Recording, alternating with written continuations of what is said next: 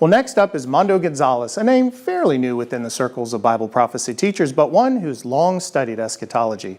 He'll share how a passion for one particular doctrine inevitably leads one to an appreciation of prophecy. Well, Mondo, okay, we're going to start right off and jump in the deep end. Why Bible prophecy? What attracted you to a study of Bible prophecy? You know, I got saved in 1993, and my desire really is apologetics. So getting into understanding prophecy as a young Christian, prophecy is one of the ways that shows that the Scripture is true.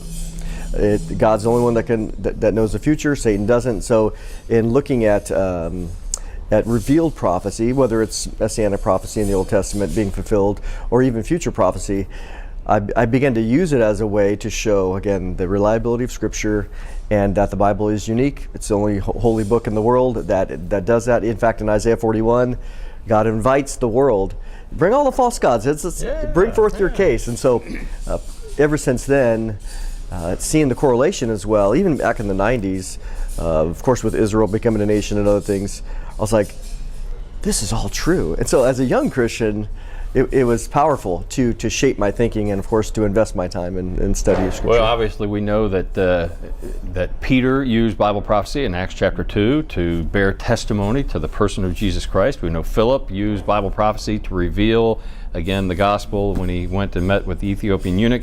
How has your passion now for Bible prophecy, obviously you work for Prophecy Watchers and you share the good news of Jesus Christ through that venue, but how has it invigorated your own Christian faith and your commitment as a disciple of Christ? You know, it's interesting because I spent, basically 20 years pastoring, and but yet I find it that the Lord always had me in prophecy anyway.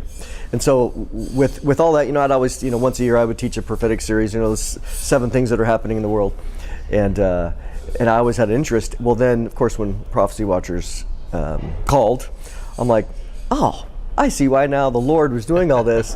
But to me, throughout the years, again, using that in ministry and for the layperson to help them understand that, hey guys, we are waiting for the Lord's return, that this isn't going to be like this forever, but it helps in, to me, it brings also a desire to be ready, and a desire to be pure, and a desire to be found when the Lord comes to be doing His kingdom work. Yes. And so it's very, very practical in my own life, but then of course to teach that as a pastor to people, say, hey, you want the Lord to be ready, and to say, well done, thou good and faithful servant.